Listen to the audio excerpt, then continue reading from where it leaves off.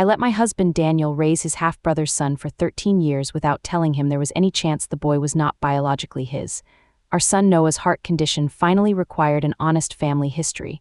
By the time I gave one, Daniel had already spent 13 years being a devoted father. The truth could help protect Noah's life. It could not return those years.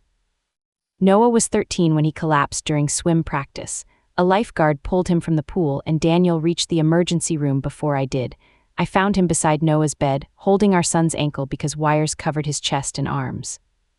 Testing showed congenital long QT syndrome, an inherited heart rhythm disorder.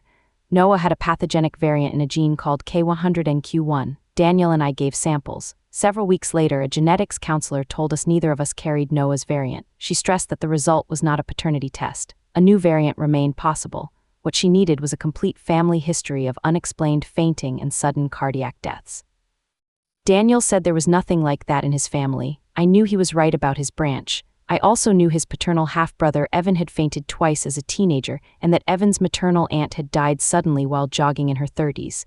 I had known those facts before Noah was born. The counselor stepped out to give us time to make calls. Daniel remained beside the little round table when I closed the door.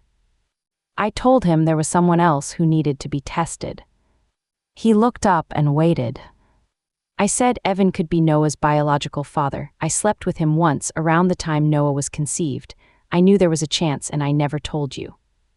Daniel did not shout. He stared at me long enough for the ventilation fan to become the loudest sound in the room. Then he took out his phone, found Evan's number, and called his half-brother. When Evan answered, Daniel's voice stayed level. He said Noah has a dangerous inherited heart condition. Mara says you may be his biological father. His doctors need your history and a blood sample. Come to the children's hospital. Evan went silent. Daniel added, "This is for Noah. Come now if you can." He ended the call, stood, and opened the door. He did not touch me as he passed. That was his first response to learning that his wife and his brother had betrayed him. He made the call that might help his son. Evan arrived a little over an hour later wearing work boots and a paint-marked sweatshirt. He looked first at Daniel, then at me, and understood from our faces that there was no version of the past left to hide behind. Daniel asked him one question before the counselor returned. "Did you know Noah might be yours?" Evan said he knew the dates had been close, but I had told him the pregnancy was Daniel's. That was true. I had called Evan after my first prenatal appointment and said there was nothing to discuss. I had not taken a test. I had simply chosen the answer that preserved my life. The affair itself had lasted one night. Daniel and I had been married for 4 years. We were not separated and he had not mistreated me. Evan was staying nearby while working on a renovation project, and the three of us had eaten dinner together several times. One night Daniel left early to cover an emergency shift. Evan and I kept drinking after he was gone. Nothing about what happened was accidental. I did not stumble into the wrong room or mistake kindness for permission. I wanted to feel chosen by someone who was not asking me about bills, groceries, or whether we should replace the leaking water heater. I crossed a boundary because, for a few hours, crossing it made me feel like a more interesting person. The next morning the feeling was gone. What remained was fear. When I learned I was pregnant, I counted backward and knew both men were possible.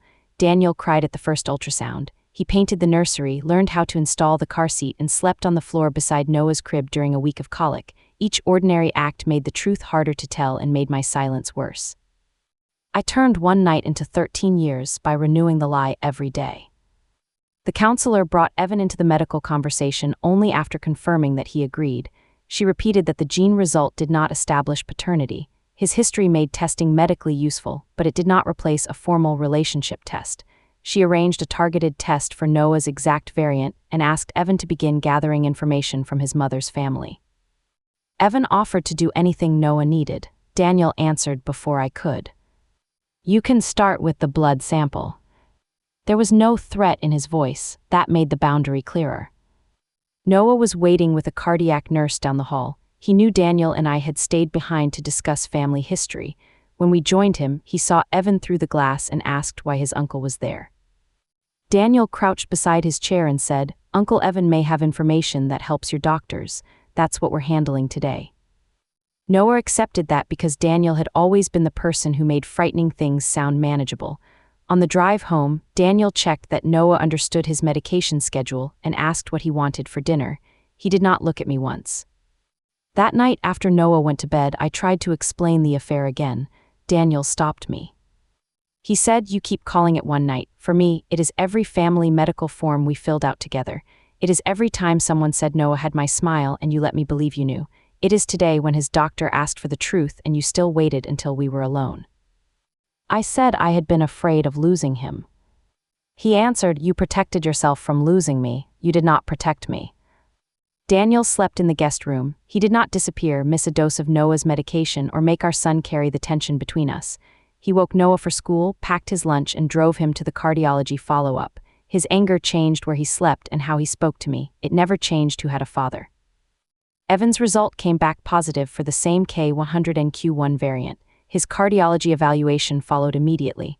The counselor explained that some people with the condition can go years without obvious symptoms and that a normal-looking life did not mean the risk was imaginary. Evan began contacting relatives on his mother's side so they could speak with their own doctors. The result established a medically important connection. It still did not establish biological fatherhood. Daniel was the one who said we needed a separate paternity test, not because he wanted a weapon, but because Noah would eventually deserve a clear answer. The three of us arranged a formal test through an accredited laboratory. The samples were collected separately from the hospital's genetic testing, under paperwork that stated exactly what question the test was designed to answer. While we waited, I moved into the guest room. Daniel and I spoke only about Noah, appointments, and household logistics. Evan sent his family history through the clinic instead of calling Daniel directly. He did not show up at our house or start acting as if a medical connection had handed him a father's place. The paternity report confirmed that Evan was Noah's biological father. Daniel read it at the kitchen table. He placed the pages face down, rested both hands on the wood, and breathed slowly. I sat across from him without trying to touch him.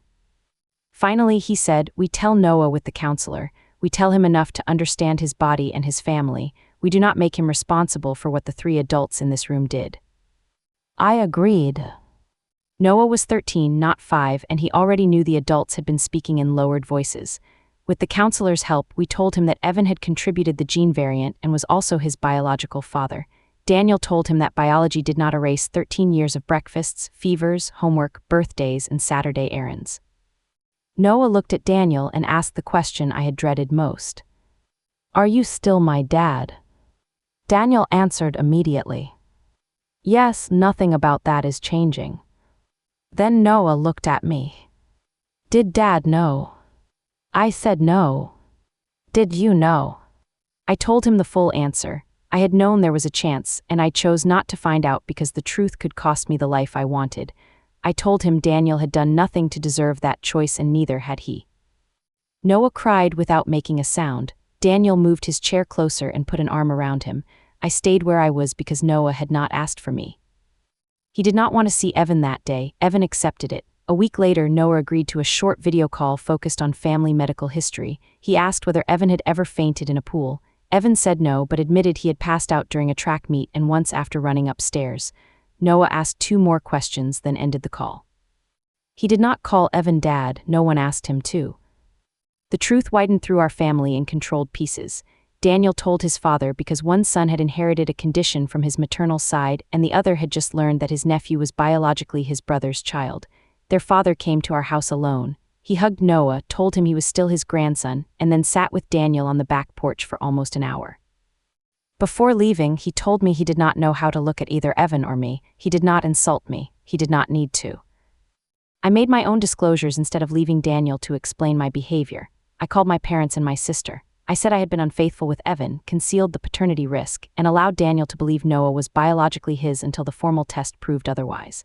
When my mother asked for details about Noah's diagnosis, I told her his medical information was private and that the emergency was not a story I would use to make my confession easier to hear. My sister asked whether Daniel was leaving me. I said I did not know, but he had every right to withdraw from our marriage. She started to say that people make mistakes. I stopped her and said a mistake does not last 13 years unless someone keeps choosing it. I also corrected the version that reached 2 friends after they noticed I had stopped wearing my wedding ring. One assumed Daniel had become cold because of the stress of Noah's illness. I told her that was false. Daniel was caring for Noah exactly as he always had. He was distant from me because I had deceived him about our son's paternity for 13 years. There was humiliation in saying it plainly. That humiliation belonged to me. Evan's family testing uncovered another relative with the variant who had never been evaluated. I was relieved the information could help someone, but I did not treat that as a redeeming outcome. The medical value of my confession did not make the years before it less dishonest. Noah should have received an accurate family history before a collapse forced the issue. Daniel eventually told Evan that all future medical information should go through the clinic or through me. If Noah chose contact later, Daniel would not block it. Outside of Noah's care, he wanted no relationship with his half-brother. Evan apologized. Daniel listened, then ended the conversation without answering the apology. 3 months after the paternity result, I rented a small apartment 10 minutes from our house. Daniel asked to keep Noah's school week routine stable, and I agreed. There was no fight over furniture or money. I took what I needed and left the rest where it was. The absence of a battle was not forgiveness. Daniel simply refused to turn Noah's home into another casualty. Noah stayed with me on alternating weekends and one evening during the week. I learned every medication instruction and attended the appointments I was asked to attend. I did not use those responsibilities to argue that I deserved another chance with Daniel. Caring for my son was not payment, it was the minimum owed to him. For a while, Noah answered my questions with one word. When he finally asked why I had chosen Evan, I did not blame alcohol, loneliness, or a difficult season in my marriage. I told him I had wanted attention and acted as if wanting it made betrayal permissible. Then I became afraid of the consequences and made Daniel carry a false life so I could avoid them. Noah said, "You could have told him before I was born." I said yes. There was nothing useful to add. Daniel and I attended several school meetings together because Noah's return after his collapse required new safety arrangements. We told the school only what staff needed to protect him. We did not explain the paternity result. When another parent asked why Evan had been seen at the hospital, I said it was a private family matter. For once, privacy meant protecting Noah instead of protecting me. 8 months after the collapse, Daniel and I were still separated. He had not promised to reconsider. During our last conversation about the marriage, he said he could cooperate with me as Noah's mother, but he did not know if he would ever again hear my words without wondering what I had left out. I told him I understood. Understanding did not repair it. At Noah's winter band concert, Daniel sat at one end of a row and I sat at the other. When the music ended, Noah came down from the stage carrying his clarinet case. He handed it to Daniel while he zipped his coat, the same way he had handed Daniel backpacks and baseball gloves his whole life. "Dad, can we get something to eat?" he asked. Daniel took the case and said, "Sure." Then Noah looked at me and asked if I wanted to come. Daniel did not object, but he did not move closer either. The three of us walked to the parking lot with space between us that had not existed before. Daniel was still Noah's father in every daily way that mattered. Evan was a biological truth and a medical connection Noah could approach at his own pace. I was still Noah's mother, but I was no longer Daniel's trusted partner. I had once believed silence could preserve a family. All it preserved was my place inside a version of the family that only I knew was false. Daniel's calm call from that hospital room protected our son. It also marked the moment he stopped protecting my lie.